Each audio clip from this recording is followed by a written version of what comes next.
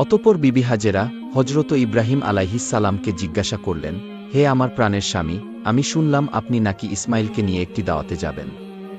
ইব্রাহিম আলাইহিসসালাম বললেন, হাজেরা, তুমি ঠিকই শুনেছ, তুমি ইসমাইলকে গোসল করিয়ে সুন্দর পোশাকে সজ্জিত করে দাও। আমি তাকে নিয়ে একটি স্থানে দাওয়াতে যাব। প্রিয় বন্ধুরা, আপনাদের অনেকের মনে হতে পারে হজরত ইব্রাহিম আলাইহিসসালাম আল্লাহর নবী হয়েও বিবি হাজেরা এবং ইসমাইল আলাইহিসসালামের সাথে একটি মিথ্যা কথা বলেছেন। কিন্তু মূলত জাতির পিতা ইব্রাহিম আলাইহিসসালাম তাদের সাথে মিথ্যা কথা বলেননি।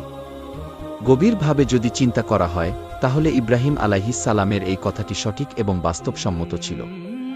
কেননা তিনি হজরত ইসমাইল আলাইহিসসালামকে নিয়ে আল্লাহর একটি দাওয়াতে যাচ্ছিলেন। এরপর বিবি হাজেরা পুত্র ইসমাইলকে উত্তম রূপে গোসল করিয়ে এবং সুগন্ধি লাগিয়ে সুন্দর পোশাকে সুসজ্জিত করে দিলেন। অতঃপর ইসমাইলকে স্বামীর হাতে তুলে দেওয়ার পূর্বে বিবি হাজেরা বললেন, হে আমার প্রাণের স্বামী, ইসমাইলকে আমি ছোট থেকে আজ পর্যন্ত লালন পালন করেছি, কিন্তু এই সময়ের মধ্যে এক মুহূর্তের জন্যও তাকে আমার দৃষ্টির আড়াল হতে দিইনি।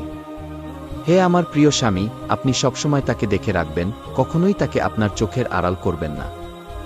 যতক্ষণ না আপনি ইসমাইলকে নিয়ে আমার কাছে ফিরে আসছেন, ততক্ষণ আমি উদ্বিগ্ন থাকব। আমি প্রতীক্ষায় থাকব আপনাদের পথের দিকে চেয়ে, আপনাদের আগমনের আশায়। হজরত ইব্রাহিম আলাইহিসসালাম বিবি হাজেরার এই কথাগুলো শুনলেন, কিন্তু কোনো উত্তর দিলেন না। তার হৃদয়ে এক অস্থির তুফান বয়ে যাচ্ছিল, তার মুখে কোনো কথা ফুটে উঠছিল না। চোখের কোণায় জমে থাকা অশ্রু যেন বেরিয়ে আসতে চাইছিল, কিন্তু তিনি তার সেই অশ্রুগুলোকে আল্লাহ রব্বুল আলামিনের মহব্বতের দরিয়ায় চেপে রেখেছিলেন।